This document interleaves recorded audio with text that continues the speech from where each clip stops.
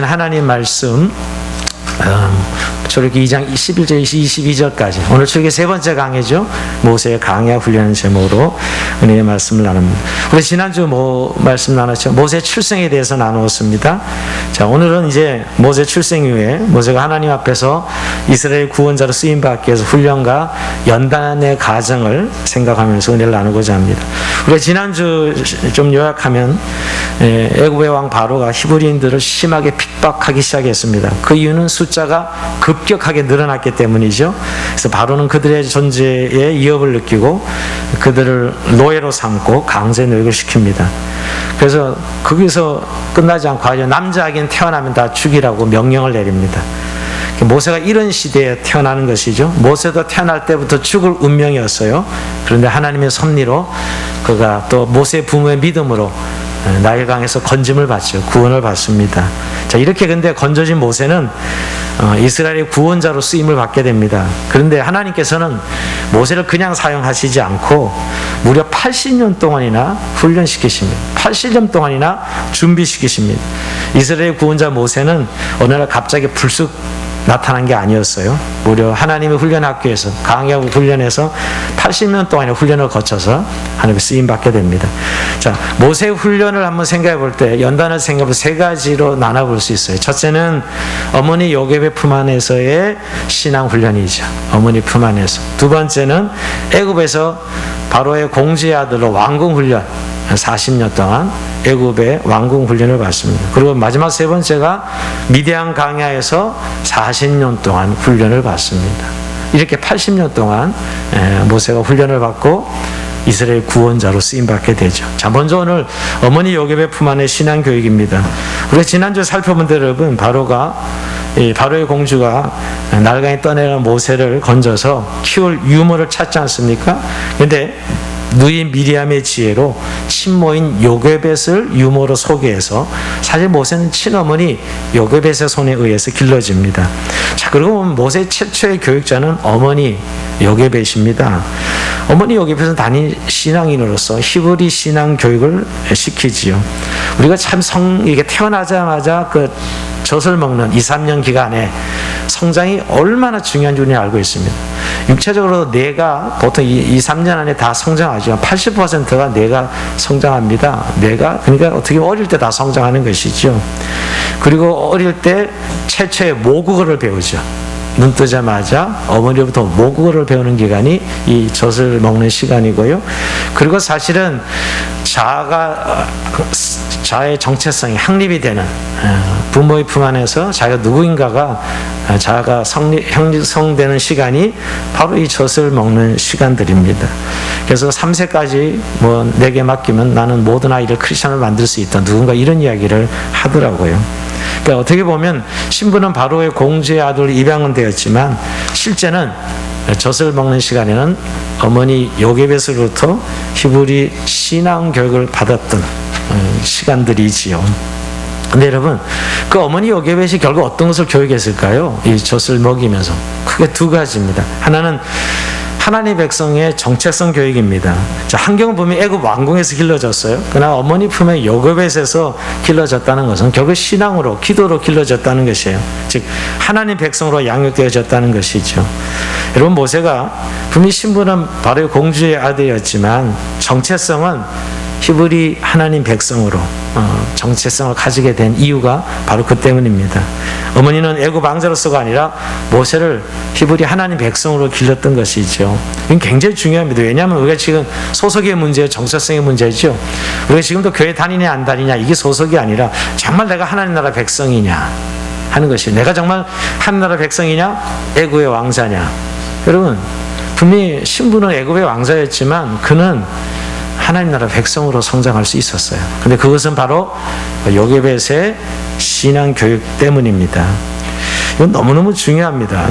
사실은 사람이 태어나서 그 엄마랑 접촉하면서 내가 누구인지를 인지하는 거거든요. 그때 내가 하나님 나라 백성인 것을 어머니 입을 통해서, 어머니 가슴을 통해서 모세가 배우게 되는 것이죠.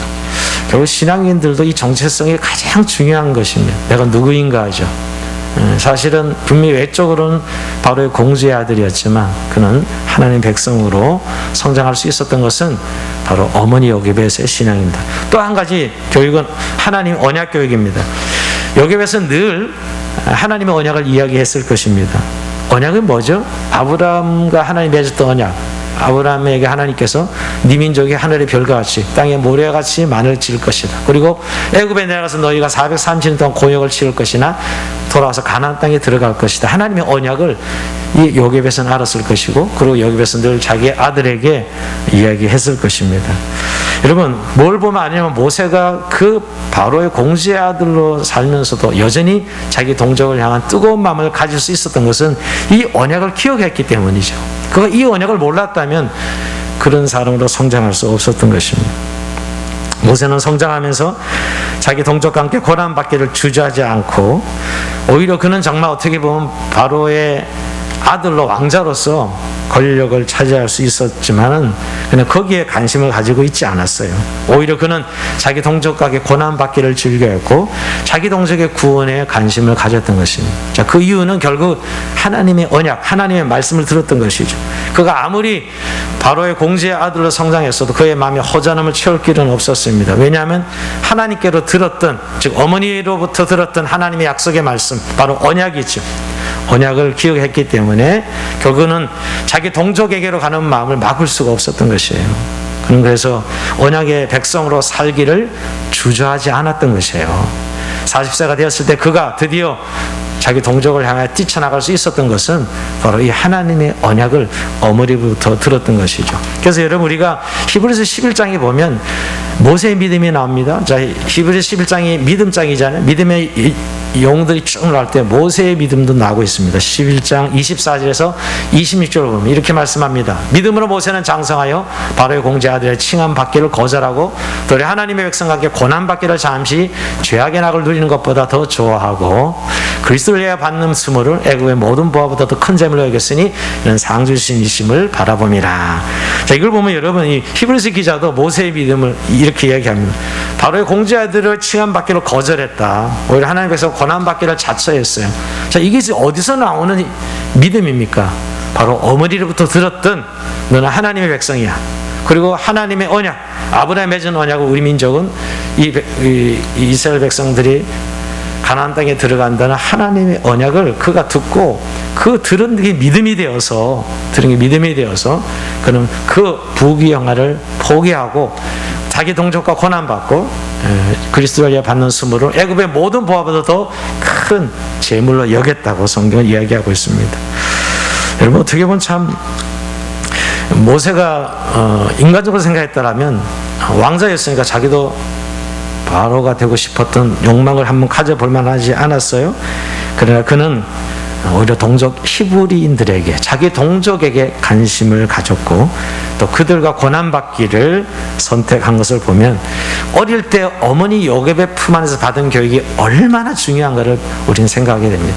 결국 어릴 때 정말 젖을 먹이면서 엄마가 들려주었던 하나님의 말씀, 너는 하나님의 백성, 히브리 하나님 나라 백성이야. 너는 아브라함의 후손으로 하나님 맺은 언약을 들었던 그 말씀이 바로 모세의 믿음이 되어서 외적으로 누릴 수 있었던 바로 공자들의 이 모든 권력과 부경을 거절하고 하나님 백성과 함께 고난받기를 자처할 수 있었던 것이죠. 그런 의미에서 여러분, 지금 우리 아이가 태어났을 때 그 2, 3년 가장 중요한 시간이라는 사실을 기억할 필요가 있어요. 아이가 못 듣는다고요? 아이가 못 알아듣는다고요? 전혀 그렇지 않습니다. 우리가 그 어린 아이, 아기 때 하나님 나라 백성 정체성을 알게 해주고 또 하나님이 들려준 언약을 들려주는 것. 그래서 비록 아이가 성장하면서 떠났다 하더라도 어릴 때 들었던 하나님 말씀이 생각나서 돌아오는 경우는 너무너무 많다는 사실 우리가 기억할 필요가 있습니다. 자, 이게 바로 오늘 모세의 첫 번째 신앙교육이고요. 두 번째, 이제 애굽에서 왕궁 교육입니다. 자, 애굽에서 이 40년 동안 왕궁 교육도 어마어마하게 모세가 영향을 미칩니다. 여러분, 잘 아시지 바로의 공주의 아들로 모든 특권과 영광을 누린 사람이 모세입니다. 당시 애굽은 전 세계에서 가장 학문이 발달된 것이고요, 아마 애굽의 최고 교육을 받았을 것입니다. 그 당시 애굽의 모든 학문을 다 배웠죠. 적어도 제 생각해보면 당대 적어도 서너 가지 외국어, 애굽이 전 세계를 제패했던데 그럴 때 적어도 서너 가지 외국어를 배웠을 것이고 역사, 철학, 천문, 지리, 수학, 정치, 경제 모든 학문을 다 섭렵했을 것입니다. 그분이 칼 던지기, 창 던지기, 칼 쓰기, 활 쏘기, 전차 몰기 이런 훈련도 그는 바로의 왕자로서 받았을 것이고요. 또 나중에 왕자로서 외교 측면에서 인사하는 법, 손님을 접견하는 법, 손님 궁중 예절도 배웠을 것입니다. 여러분, 이런 것들이 우리가 하나님께 쓰임 받을 때는 별로 중요하지 않다고 생각할지 모르지만 너무너무 중요합니다. 여러분, 바로 모세가 애굽에서 이스라엘을 구원하는 구원자로 쓰임 받습니다. 세상을 알아야 그 가운데서 일을 할 수 있었던 것이지요. 그래서 여러분, 스데반이 설교할 때 사도행전 7장에 보면 모세의 그 사실을 증언하고 있어요. 사도행전 7장 21절에서 22절 보면 여러분, 버리전 후에 바로의 딸이 그를 데려다가 자기 아들을 기름에 모세가 애굽 사람의 모든 지혜를 배워 그의 말과 하는 일들이 능하더라 하고 있어요. 애굽의 모든 지혜를 배워서 그의 말과 행사가 능하였다. 아니야, 개혁성경에는 말과 행위가 능하였다 이렇게 이야기합니다. 이게 다 왕궁 교육이죠. 그럼 참 그러고 보면 모세는 어떻게 보면 요즘 말로 세상 최고의 학문을 거쳤다 이렇게 볼 수가 있습니다. 이게 오늘 모세가 두 번째 받은 훈련이죠. 그런데 이것만으로는 하나님께 쓰임받을 수는 없었어요. 오히려 하나님께서는 이것을 끝나지 않고 미디어 강야 훈련을 준비하고 계셨죠. 자, 오늘 그 과정을 좀 더 살펴보면 여러분, 애굽의 그 모든 학문을 배워 이제 자신은 쓰임받을 수 있었다고 생각했을 것입니다. 자, 그런데 오히려 자신은 이제 동족을 위하여 쓰임받을 수 있다고 생각했을 때 살인 사건이 생기고 결국 모세는 도망자가 됩니다. 그 일은 이제 살펴보면 모세가 자기 백성들을 보기 위하여 그들이 고역하는 것을 찾아가죠. 그때 거기서 모세는 노예 감독관이 한 히브리인을 심하게 때리는 것을 목격하게 됩니다. 무엇인가 크게 잘못한 것도 없이 사정없이 때리는 것이었어요. 모세는 참을 수 없는 분노가 일어납니다. 저런 애국 관리 때문에 자기 동족이 고통당하는 것을 보고 있을 수가 없었습니다. 결국은 분노에 못 이겨서 그 노예 감독관을 결국 쳐 죽입니다. 오늘 11절 12절에 보면 여러분, 모세가 장사한 후에 한 번은 자기 형제 나가서 그들이 고되게 노동하는 것을 보더니 어디 애굽 사람이 한 히브리 사람 넘겨주실래요? 곧 자기 형제를 치는 것을 본지라 좌우를 살펴 사람이 없음을 보고 그 애굽 사람은 쳐 죽여 모르세게 감추니라. 그 자기 분노를 이기지 못해서 애굽 관리를 향하여 결국 죽입니다. 그리고 이제 모세는 굉장히 영웅 심리가 발동했을 거예요. 이런 놈을 내가 내 동족을 괴롭힌 놈을 죽였으니 우리 동족이 좀 덜 고생하겠지 하고 생각했습니다. 그러나 이튿날 나가보니 그렇지 않았어요. 자, 이튿날 또 사건이 생기죠. 자, 13절 보면 여러분, 이튿날 다시 나가니 두 히브리 사람이 서로 싸우는지라 그 잘못한 사람이 이르되 내가 어째 동족을 치느냐 하며, 자, 이제는 히브리인들끼리 싸우는 것이었어요. 그 둘 중에 분명히 잘못한 사람이 있었을 것입니다. 그런데 그 잘못을 인정하지 않고 서로 싸우는 것이었어요.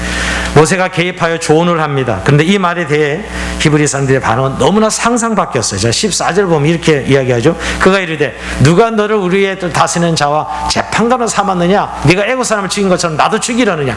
깜짝 놀랐을 거예요. 우선 이런 태도, 너를 누가 재판관을 세웠느냐? 이거 굉장히 모세를 낙담시키는 거예요. 지금 40년 동안 비록 내가 바로의 공주 아들로 성장했지만 나는 하나님 히브리 백성으로 지금 자기 동족을 구원하는 일에, 자기 동족을 살리는 일에 지금 이제 나섰는데, 그래서 어제 애굽 사람 갈리인을 쳐 죽였는데 돌아오는 것은 네가 우리의 무슨 지도자나 되냐? 네가 바로의 공주 아들 아니냐? 이런 것이겠죠, 여러분. 그런 이야기를 듣게 되면 누가 너를 재판장으로 세웠느냐 이렇게 간섭하는 것입니다. 아니, 반항적으로 반응하는 것이죠. 또 하나는 어제 네가 애국 갈리를 죽이지 않았느냐. 아니, 자기 동족을 해서 좋은 일을 했다고 생각했는데 오히려 지금 이 히브리 사람들은 모세를 고발하는 것이었어. 너 어제 애국 사람 쳐 죽였지. 여전히 여러분, 여기서 한 가지, 이제 오늘 본질은 아니지만 이들은 여전히 노예였어요. 히브리 사람들은 노예였습니다. 그러니까 노예 근성을 버리지 못하는 사람들이었어요. 정말 모세를 이해했다면, 야, 우리 동족을 위해 저가 뭔가 일을 하려고 하는 모세를 격려하고 그에 대한 반응을 했을 터인데, 오히려 모세를 대항하는 히브리인들을 보면서 여전히 그들은 노예였다는 생각을 합니다. 지금 모세는 이제 40세가 되어서 준비되었다고 생각하고 동족을 향한 하나님의 마음을 가지고 일어났지만, 그 혈기로, 그의 지금 어떤 마음으로는 아무것도 할 수 없었던 것입니다. 이 일로 오히려 애굽 사람 쳐 죽인 것이 바로에게 탄로가 나게 되고, 바로는 모세를 죽이고자 찾게 되죠. 그로 인해 모세는 결국 애굽에서 더 이상 버틸 수 없게 됩니다. 모세는 바로의 낯을 펴여 미디안 강으로 도망칩니다. 아마 이때 모세는, 야, 이제 다 끝났구나. 내가 지금까지 40년 동안 그래도 히브리 사람으로, 비록 신부는 바로의 공주의 아들이었지만 그렇게 동족을 위해 준비했는데 아무것도 이루지 못하고 다 숲으로 돌아가는 순간이었습니다. 하루아침에 모든 것이 무너지는 순간이죠. 어떻게 보면 모세는 사실은 자기 동족을 위해 일어났다고 생각했는데 그 결과는 너무 참담했던 것이었어요. 근데 여러분, 이런 모세를 하나님은 사용할 수가 없었습니다. 이렇게 혈기부려서 사람을 쳐 죽이는 이런 모세를 어떻게 구원자로 쓸 수가 있겠어요? 하나님 쓰실 수 없었던 것이죠. 하나님 그래서 결국 그를 이제 40년 동안 미디안 강야 훈련 학교로 그를 보내게 되는 것입니다. 자, 오늘 이제 제일 중요한 게 미디안 강야 40년 훈련입니다. 이제 세 번째 미디안 강야 훈련이죠. 근데 여러분, 말이 강야 훈련이지 그냥 기다리는 거예요. 정말 시간 죽이는 것입니다. 어쩌면 세월을 낭비하는 것이죠. 근데 이 40년 동안 모세는 이때 하나님께 쓰실 수 있는 사람으로 다듬어지고 만들어집니다.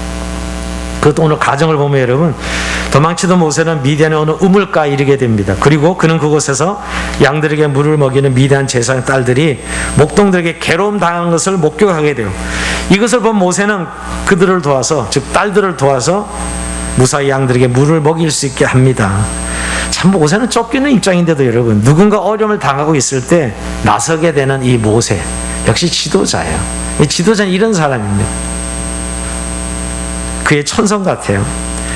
뭐냐면 어떤 사람이 어려움을 당하면 그냥 그거 지나가지 못하는 것이에요. 그걸 해결하고 가야 되는 것이. 모세는 이런 사람이었어요. 뭐 그냥 나그네 아닙니까? 지금 자기 신세가, 자기 코가 석자인데 도망 나온 도망자 신세.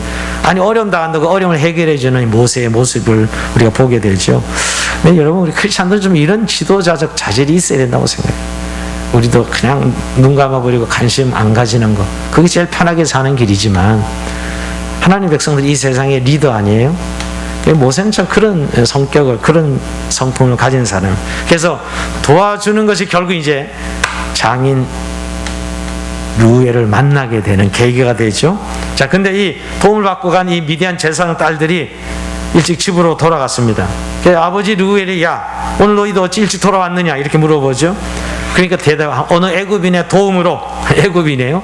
애굽인이죠, 모세가. 애굽인의 도움으로 일찍 양들에게 물을 먹일 수 있게 되었다고 대답합니다. 그 사람의 도움 때문에 우리가 방해받지 않고 물을 일찍 먹일 수 있게 되었다고 이야기하죠. 근데 루엘이 화를 내면서, 아니, 왜 그를 집으로 데려오지 않았냐? 왜 그냥 왔느냐고 딸들을 책망하면서 모세를 초청하지요. 자, 그래서 잠깐요. 르엘이가 나오는데 여러분, 모세의 장인 이름이 뭐예요? 이드로지, 이드로. 그죠? 근데 여기는 르엘로 나오는 거 아셔요? 그래서 두 이름이 있다는 거 기억해야 돼요. 그래서 이드로랑 르엘이 다른 사람인가? 같은 사람입니다. 여긴 르엘, 하나님의 친구란 소리입니다. 르엘은. 그 다음에 또 다른 3장에 가면 이제 이드로로 나와요. 장이름. 또 다른 성에 호밥이라고 나오게 돼요. 처남이죠, 처남. 이렇게 나오면 이름이 혼란 겪지 마시고요. 자, 결국은 이 르엘 집에서 이제 40년을 보냅니다. 이건 우연한 만남이 아니에요. 자, 우리의 만남은 우연한 만남이 아닙니다. 그야말로 하나님이 모세를 훈련시키기 위해서 예비하신 집이죠. 무려 여기서 40년의 세월을 썩습니다. 이 훈련이라 볼 거 없어요. 썩지요, 썩어. 40년 동안. 근데 여러분, 르엘이 딱 만나니까 이 사람을 잡아야 되겠다고 생각하지. 왜 잡아야겠어? 너무너무 귀한 노동력이죠. 양치는 이 목축업 하는데 남자 하나는 엄청난 노동력입니다. 그래서 결국 자신의 딸 십보라를 줍니다. 야, 너 십보라랑 같이 결혼하라고. 근데 그 당시에 여러분, 여자 결혼하면 남자는 지창금이 있어야 돼요. 지창금이 필요한데 아무것도 없는 모세에게 딸을 준 것은 뭘 생각하는 거예요? 노동력으로 지창금을 대신하라는 거죠. 여러분, 야곱이 삼촌 라반이 집에 갔을 때 여러분 그러지 않아요. 지창금이 없으니까 너 노동하고 내 딸을 내가 주겠다. 똑같은 거예요. 이것도 똑같은 거였습니다. 그리고 거기서 아들을 낳죠. 그 아들의 이름이 게르솜입니다. 게르솜. 나그네란 뜻이에요. 객이란 뜻이에요. 이 모세의 그 신세가 한마디로 드러나는 자기 아들 이름을 게르솜 이렇게 짓는 거 보면 그의 신세가 어떤지 알 수 있죠. 내가 이 땅에서 나그네가 객이 된 거예요.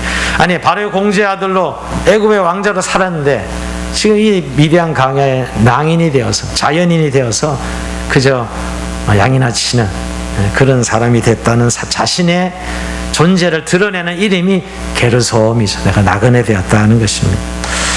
예, 근데 여기서 여러분, 이 이름에서 알 수 있듯이 하나님은 모세를 이스라엘의 구원자로 지금 만들고 계셨던 시간이에요. 인간적으로 보면 강해 훈련은 정말 험한 세월이고 낭비하는 시간입니다. 요즘 말로 죽이는 시간이죠. 근데 하나님은 모세를 만드시는 시간이었어요. 만약 이 40년이 아니었다면 모세는 자기 잘난 맛으로 만약 40세 그렇게 애국 관리를 죽이고 만약 지도자로 나섰다면 어떤 일이 났을까요? 수많은 사람 죽였겠죠. 혈기로. 여러분, 애국 관리를 혈기에 못 참아서 쳐 죽인 모세가 말이에요. 그 200만의 자기 동족을 이끌어갈 때 수많은 불평과 불만이 일어났을 때 가만히 있었겠어요? 다 죽였겠지.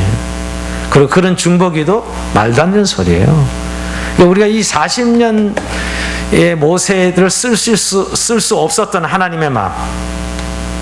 결국 여러분, 하나님은 모세를 어떻게 훈련시키나? 모세를 실패시키기로 하신 것이죠. 모세를 실패시켜서 자신의 약함을, 인간의 정말 아무것도 아님을 발견하게 하는 것입니다. 즉 하나님만 의지할 수 있도록 하는 것이에요. 그래서 우리가 한마디로 이 40년 미디안 강해 훈련을 어떤 훈련이냐? 우리가 흔히 겸손과 온유의 훈련이다 그랬는데 더 크게는 결국 인격이에요.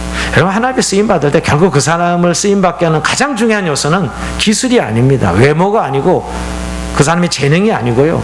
인격이에요. 인격. 여러분, 모세가 40m 훈련받는데 뭐가 부족해요? 왕자의 아들로 훈련받았는데 그냥 세상적으로 보면 그냥 쓰임받고도 남지요. 근데 하나님 앞에서 쓰임받을 수가 없었어요. 그게 바로 인격 부분입니다. 왜 긴 세월 동안 하나님 40년 동안 기다리게 했을까요? 무엇보다 중요한 것은 모세가 자기 힘이 아닌 전적으로 하나님의 힘으로 일할 수 있는 때를 기다리는 것이었어요. 여러분, 언제 우리가 하나님의 힘으로 일할 수 있을까요? 자기에 대한 완전한 신화가 깨질 때입니다. 여러분, 인간적인 가능성이라면 전혀 기도할 수 없는 때, 그게 하나님이 일하시는 시간입니다. 하나님은 어떤 일을 하실 때 사람의 힘으로 하는 것인지 하나님의 힘으로 하는 것인지 모호하게 하시지 않는 분입니다. 하나님께서는 자기에게 돌아갈 영광을 사람에게 돌리시지 않습니다. 그러기 위해서 모세에게는 오랜 기다림이 있어야 했습니다. 여러분, 우리가 이 부분 참 오늘 좀 묵상하기를 원해요. 무려 40년 긴 세를 하나님께서 그를 죽이시는데 이게 하나님과 우리의 차이입니다. 우리는 때를 놓치면 아무것도 못하죠. 우리는 기회를 잡아야 돼. 때를 놓치면 안 된다고 생각합니다. 그러나 하나님께는 때를 놓치는 것 자체가 없으십니다. 하나님은 시간에 구애를 받는 분이 아니세요. 우리는 그래서 죽고 나면 아무것도 할 수 없다고, 내 때 뭘 해야 되겠다고, 내 때에 뭘 해야겠다고 꼭 잡으려고 합니다. 그러나 하나님은 우리 없이도 얼마든지 하나님 일을 하실 수 있는 분이라니까요. 우리 없이도. 그러니까 하나님과 우리의 삶을 갈라놓는 게 저는 시간이라고 생각합니다.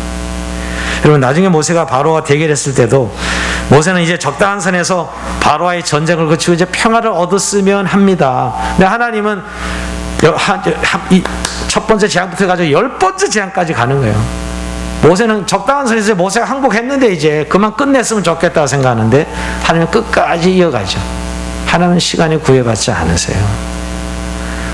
우리가 빨리 코로나가 끝나야 된다고 생각하지만 하나님은 또 하나님의 시간표가 있는 것 같아요.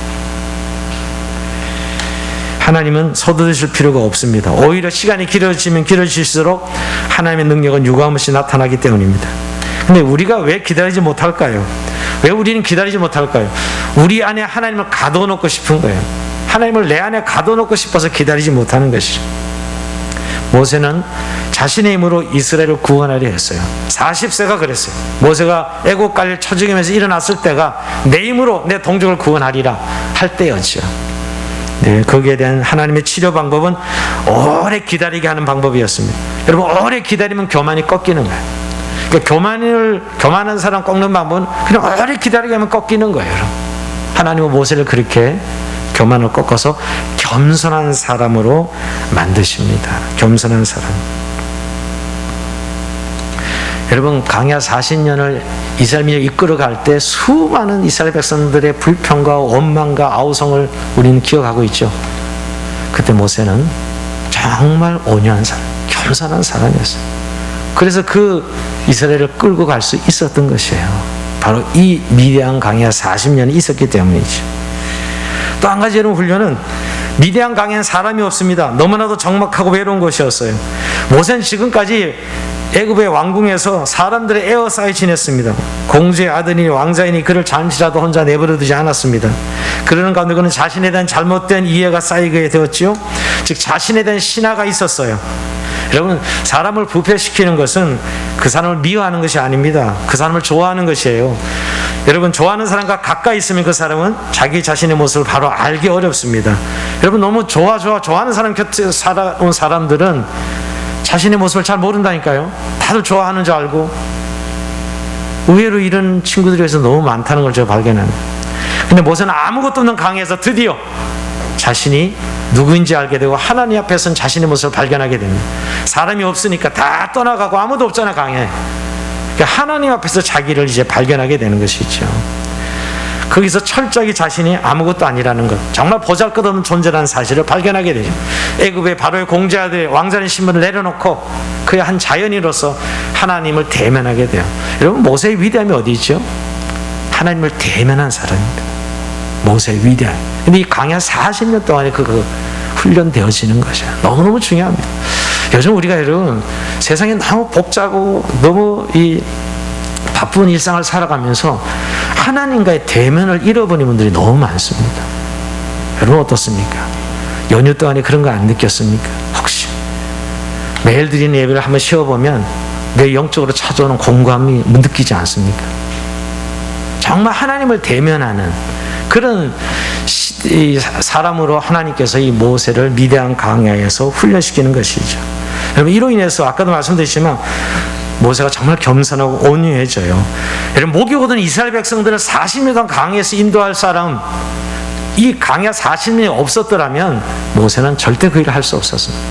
그야말로 하나님 이 백성 다 죽여주시옵소서 하고 끝냈겠죠, 여러분.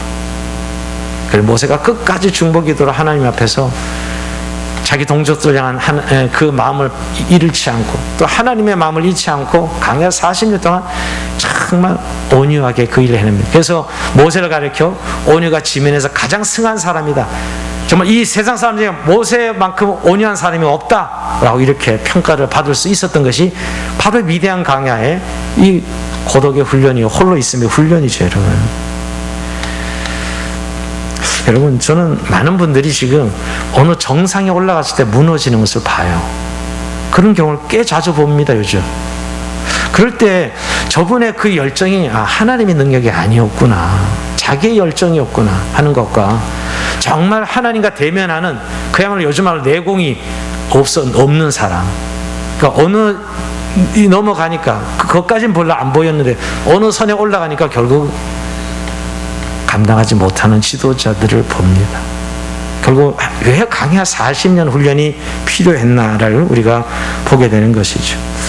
저는 여기서 자신에게도 저는 하나님 앞에서 일을 하면서 자꾸 자기 연민에 빠질 때가 언제냐면 내가 이렇게 했는데, 내가 얼마나 열심을 냈는데, 아니면 내가 얼마나 하나님 앞에서 최선을 다했는데, 이 생각이 자기 연민으로 빠지게 하는 요소라는 사실을 늘 발견합니다.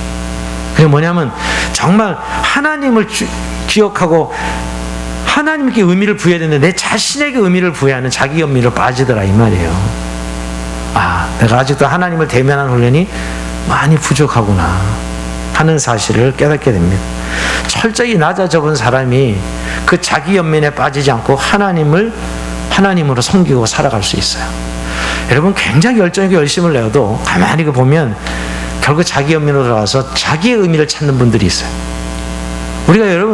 우리는 하나님을 섬기면서 하나님이 주신 은혜로 살아가는 백성들인데 자기에게 의미를 자꾸 발견하면서 나중에는 어느 절정에 가면 넘어져 쓰러져요. 여러분 결국 훈련 없이는 하나님의 사역을 감당할 수 없다는 사실을 발견하게 됩니다. 오늘 말씀에 이제 다시 한번 결론을 내면서 우리가 하나님 앞에 쓰임받을 때 항상 경험하는 게 있습니다. 실패입니다. 실패해야 쓰임받습니다. 모세가 동족을 위하여 나섰지만 그때는 엄청난 실패를 경험하게 합니다. 원망스러울 정도로 실패를 경험하죠. 그러나 여러분 그런 실패가 없었더라면 모세는 인물은 만들어지지 않았을 것입니다. 인간의 실패는 하나님의 시작 시간이라고 이야기합니다. 여러분 실패를 경험하면서 자신을 내려놓게 되죠. 자기 교만, 자기 아집, 자기 방법을 내려놓게 됩니다. 여러분 일하다가 실패했을 때 낙심하지 마셔야 됩니다. 정말 실패를 경험해봐야 하나님의 시간을 알게 됩니다. 여러분 자녀들을 실패하도록 좀 내버려 두셔야 돼요. 간섭하지 마시고 자녀들의 실패를 간섭함으로 실패할 기회를 놓치게 하기 때문에 자녀들이 제대로 성장하지 못한다는 것입니다. 이게 하나님이 일하시는 시간입니다. 우리가 실패할 때 하나님은 더 좋은, 우리를 향한 좋은 계획을 가지고 계세요.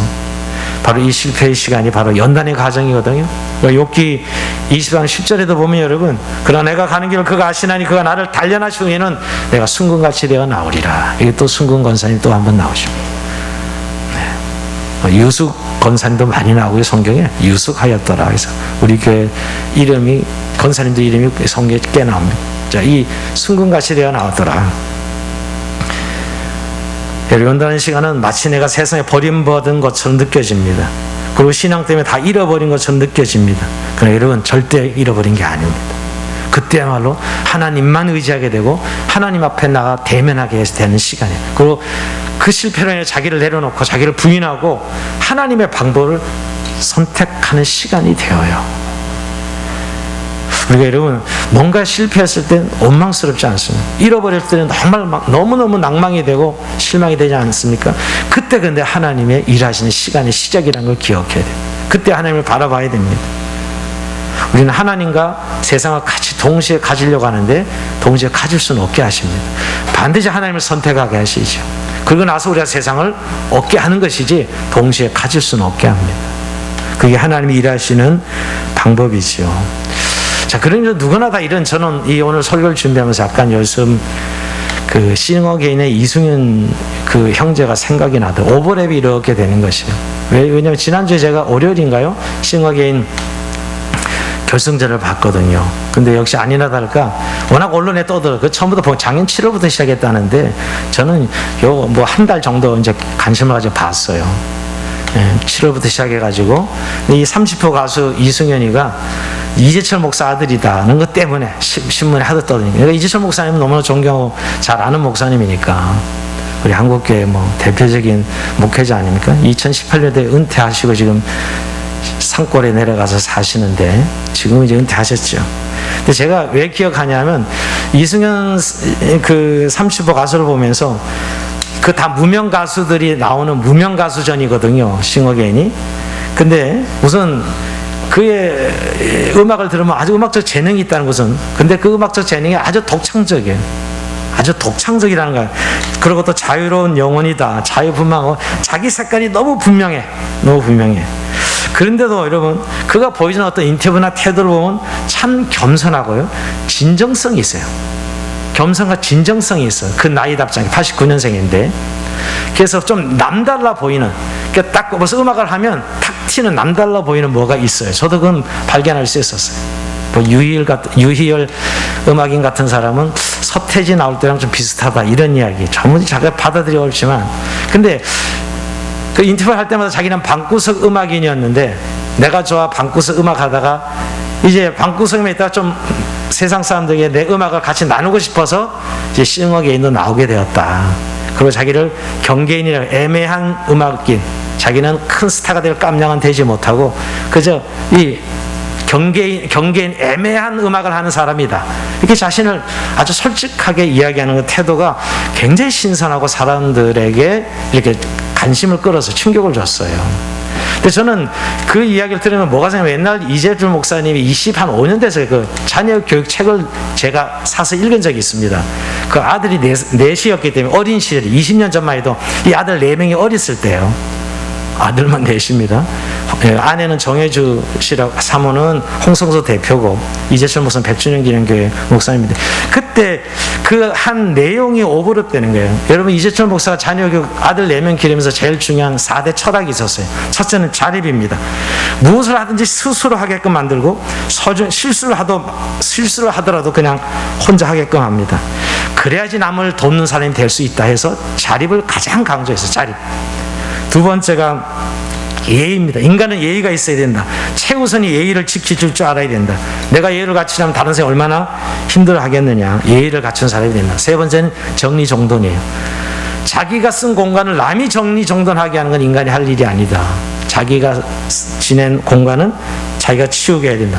네 번째가 봉사 섬김이, 무엇을 하든지 봉사 섬김이 돼야 된다. 이게 책에 나오는 이야기예요. 그 이재철 목사의 20년 전에 나왔던 자녀 교육 책에 나와요. 그게 굉장히 그때 신선하게 제가 들었기 때문에, 봤기 때문에 그 내용과 지금 그 친구가 지금 이제 성인이 되어 사는 모습과 오버랩 되는 거예요. 그 자녀 교육 철학이 저렇게 나타나는구나. 이렇게. 그 형은 이승국 씨라고 천재 유튜버거든요, 여러분. 사역자를 만들진 못했는데, 목사들은 다 그런 생각이에요. 자기 자녀들이 사역자가 되기를 원하는 그런 면이 다 있죠. 근데 그런 어떤 교육 철학으로 가르쳤다는 게 오버랩 되는 거예요. 그리고 그는 자녀 교육은 직선이 아니라 원이다, 동그라미다, 이렇게 이야기했습니다. 항상 직선이 아니다. 직선은 세우면 이렇게 서열에 매겨진다는 거예요. 그러니까 동그라미는 세상의 바깥에 자기가 1등이 되는 그런 자녀를 길러야 된다. 항상 그 아이만 할 수 있는 일을 하게끔 해야 된다. 그게 이재철 목사 교육 철학이에요. 원이 돼야 된다. 직선으로 우리 애들 세우지 말고 원으로 나타나게 된다. 근데 그 결과가 그 이승현 씨라는 생각이 저는 확 들어왔어요. 보면서. 그 친구의 예선부터 시작해서 끝까지 노래를 한번 다 들어봤거든요. 뭐 치티뱅뱅이님 할 거 없이 그 음악이 바로 이렇게 투영되었구나 하는 생각을 하게 됩니다. 제가 왜 얘기를 하면, 우리가 사람이 하나님께 쓰임받게 될 때 그 과정, 내공을 쌓는 과정, 훈련의 과정이 있다는 것이에요. 근데 그 본질은 결국은 인격이요, 기술이 아니라는, 우리는 너무 지금 아이들을 기술을 강조하고 있는데, 물론 중요하죠. 기술 없이는 안 되지요. 그러나 인격과 그거를 대하는 태도, 자세에 있다는 것이죠. 하나님이 모세를 쓰시려고 할 때 결국은 하나님은 바로 이 훈련, 하나님만 의지하게 하고 하나님의 겸손과 온유로 무장할 수 있도록 훈련시켰던 것입니다. 근데 여러분, 그 훈련의 가장 좋은 핵심은 뭘까요? 제가 처음에 이야기한 대로 결국 나의 소속이 어디냐는 거예요. 내가 누구냐는 것입니다. 자신의 정체성이에요. 정말 내가 하나님 나라 백성이냐 하는 것이에요.